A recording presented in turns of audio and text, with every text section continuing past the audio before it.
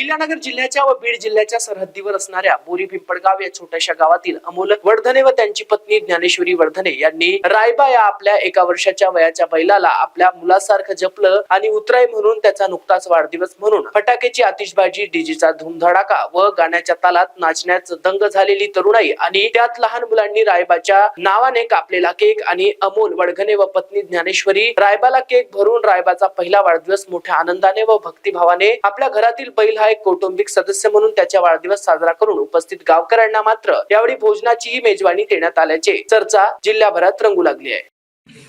मी अमोल वर्धने, तालुका गेवराई, गाव बोरिंपळगाव।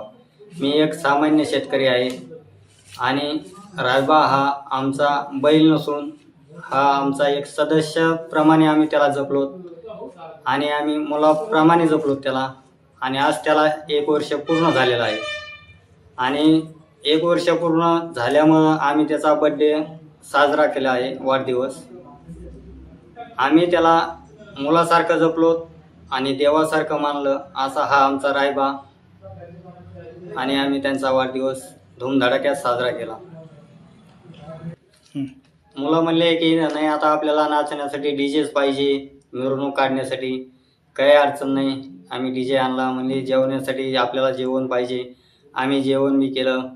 त्याच्यानंतर सजावट केली, मंडप वगैरे देऊन फुलांनी तिने सजावट केली।